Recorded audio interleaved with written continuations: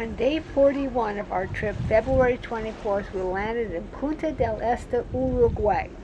And we hired a taxi to show us around, and we first saw a lighthouse, and then the next site was a famous blue church, which is known for the Madonna painting inside, which was very beautiful and apparently imported from France. And then we went to the beach in search of a very famous sculpture called Lamano. And we found it, and it is a remarkable sculpture with fingers sticking up out of the stand, and it was very inspiring. And then we went to another famous architectural wonder called Casa Pueblo.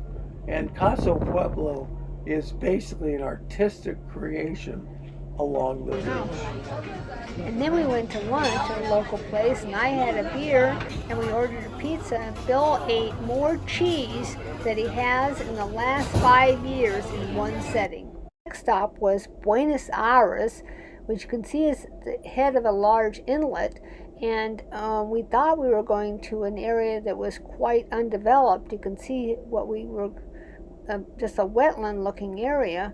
We got there. But when we went upriver, we realized that there were thousands of homes, all spread out and divided by little canals that were the streets of this area.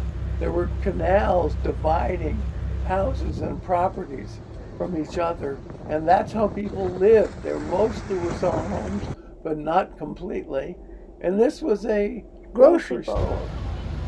And right at there, so people could locally come there and get groceries that they didn't have to go into town on their boat for. And every house had a boat ramp or a way to lift their boats out of the water. It was quite amazing how humans will develop anything. And then we went to the cathedral, the San Isidro, which is a famous cathedral. Catholic cathedral. Very beautiful, very tall, spires into space. And here's the stained glass inside the cathedral. And as usual, it was beautiful.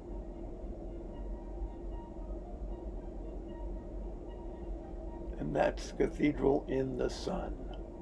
This is a sculpture called the Tulip, which wasn't quite working because it's supposed to open in the day and close at night.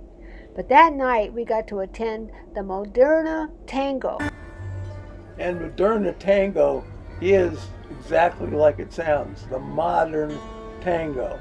And modern tango doesn't look like the old image I have in my head of tango, but it is beautiful.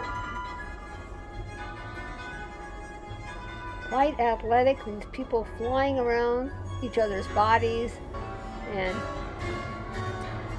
this is the finale.